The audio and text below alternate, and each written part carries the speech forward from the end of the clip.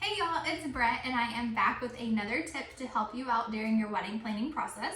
So today I want to talk to you about RSVPs. And let me tell you, these are going to be the bane of your existence by the time your wedding is over. Every single person that I talk to complains about how difficult it is to get their RSVPs back. So I just want to give you a couple of little tips to make it a little less painful. So my first tip for you is to send your wedding invitations 3 months before your wedding. I know that if you're looking online, it gives you like a window that says, oh, 2 to 3 months. 3 months. Let me explain why. If you mail your invitations 3 months before your wedding, people are gonna get them in the mail and look at them a few weeks later. So then you're at about 2.5 months. People are really bad about looking at them, setting them away, and then forgetting about them. So then at that 2-month mark, you're gonna wanna send out like a friendly reminder and say, hey everybody, just checking back in, making sure you got your wedding invitation. Some people honestly didn't get them, and when you text them, they're gonna be like, oh no, we didn't know we were invited. So catching that early is definitely gonna help.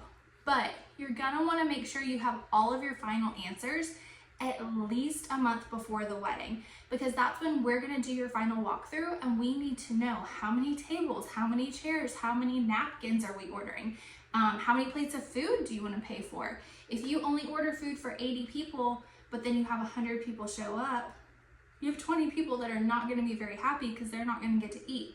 Or vice versa, if you pay for 100 and only 80 show up, you wasted a good little chunk of money that you could have spent somewhere else, like on your honeymoon. So giving yourself plenty of time to get those RSVPs back, and then also contacting people that didn't RSVP to get those numbers ahead and early.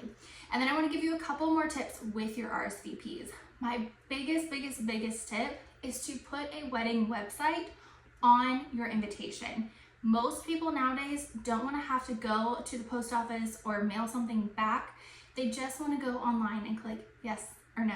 Just make it easy for them. I would still send out a formal invitation, but by putting your wedding website on there and letting people know that they can RSVP online, you're gonna get those answers a lot faster and you're gonna get more responses as well.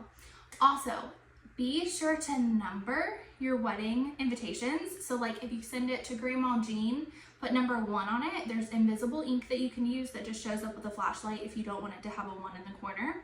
And then you're gonna make yourself an Excel spreadsheet. So Grandma is number 1, Uncle Jim is number 2, Bobby is number 3.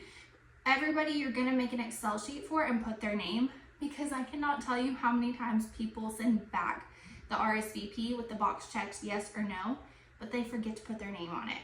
And I know that sounds silly, but trust me, it happens more than you think. So if somebody sends it back and it says yes, we're coming, and it has a number 1 on it, then you know, okay, Grandma mailed it back and she's coming to the wedding. So I hope this video helped you out. Send those invitations a little bit earlier than you think is necessary, and it is gonna save you a huge headache in the end.